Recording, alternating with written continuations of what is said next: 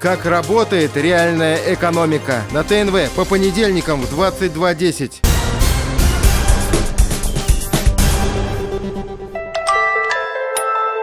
На черно-белых фотографиях славная история минувших лет.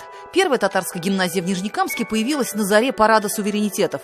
В крупном промышленном центре национальному движению придали особый смысл и размах. В Нижнекамске хотели создать не просто школу, а учебное заведение, где дети могли бы получать лучшее образование, и именно на родном языке. Обучение и воспитание будущей татарской интеллигенции, говорящей на языке науки, культуры и истории. Эта миссия тогда казалась выполнимой.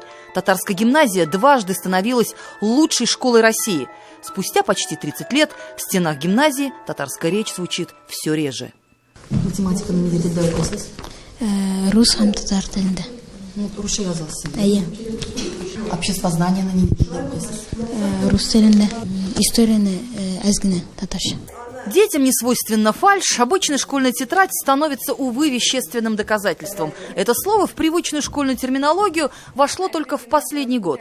Записи в рабочих тетрадях на русском языке красноречивее любых отчетов администрации школы. Гимназия до сих пор находится в статусе национального учебного заведения. Однако лишь малая часть предметов преподается на родном языке. Вот документы, что доказывают, язык образования в этой гимназии русский. Вот утвержденные списки учебников и учебная программа школы. Все на русском. А это на минуту основной образовательный документ, отражающий цели, задачи и установки учебного заведения. Стандарты написаны на русском языке. Переводить стандарты дословно мы можем что-то пропустить, что-то упустить, что-то неправильно переписать. Поэтому у нас рабочие программы составляются на русском языке. Это согласно нашему положению.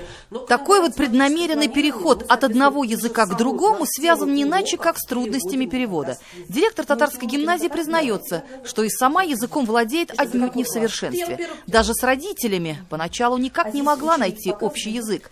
Родительские собрания на русском языке вызывали негодование со стороны татароязычного населения. Но, как говорится, стерпится, слюбится.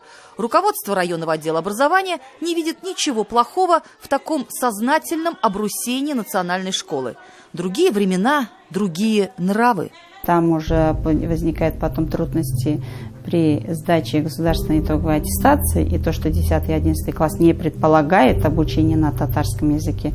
Поэтому, что школа с татарским языком обучения должна преподавать все предметы на татарском языке, я не совсем с этим согласна. И это абсолютно искреннее заявление руководителя, который курирует национальное образование в том числе. Сегодня в Нижнекамске из 52 школ татарскими числится всего 2. Но назвать их национальными можно с большой натяжкой. Можно ли считать школы с частичным преподаванием на родном языке именно татарской гимназией? Руководству, несомненно, она гарантирует галочку в графе «Национальное образование района». И этого, похоже, достаточно. Тем более, что в остальных общеобразовательных учреждениях с этого года закрылись все татарские классы. Они были практически в каждой второй русской школе. Теперь не осталось ни одного. Это желание әтисенеке татар телен белергә. Шуңа нәселне сакларга татар телен белергә главная цель. Эти родители общаются на татарском уже с трудом. Чтобы дети не повторяли их ошибок, они выбрали татарскую гимназию. В Набережных Челнах эта школа считается лучшим национальным заведением. Гимназия даже получила грант от государства в 1 миллион рублей, дословно за лучший опыт в преподавании государственного языка. В 9 и в 11 классе экзамены по выбору, они все на русском языке, поэтому все предметы на русском. Татарский язык в гимназии сохранился только в начальной школе. Начиная с 5 класса все предметы преподаются на русском языке. За какие тогда заслуги была премирована школа? За лучший опыт в преподавании какого конкретно языка она получила 1 миллион рублей? Сіз татарша яхшы беләсез, да? Юк. Юк? Сіз гимназияда оқисыз? Ну, я.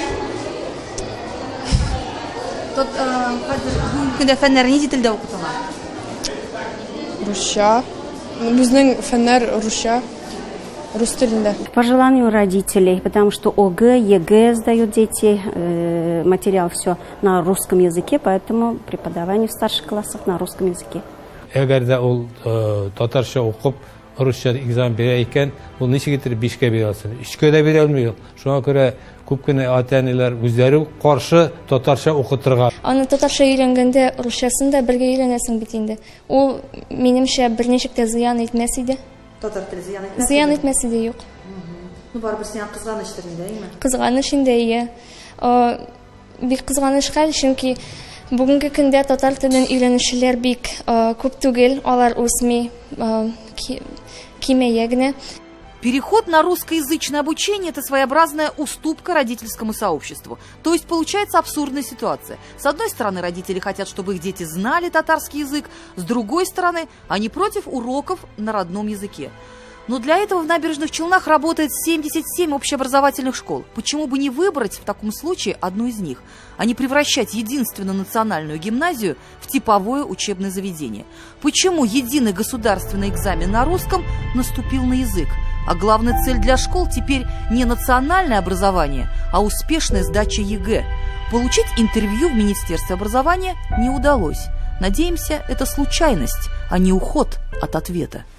Любая школа – это учреждение особого типа, где есть определенные ограничения в свободе слова и в свободе действий. С одной стороны, заказчик, то есть районная или городская администрация со своими требованиями, с другой стороны, родители со своими прихотями. А еще есть вечно меняющиеся законы и контролирующие органы, которых, как показала практика, ничем не проймешь. Получается так, что школа должна исполнять все желания и при этом лавировать без компаса и паруса. И тут самое главное – какое решение примет капитан с корабля.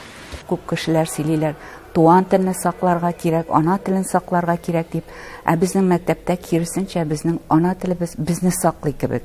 Шуңа күрә безнең нәтиҗәләр дә башка мәктәп атаклы гимназияләрнең нәтиҗәләреннән түбән түгел.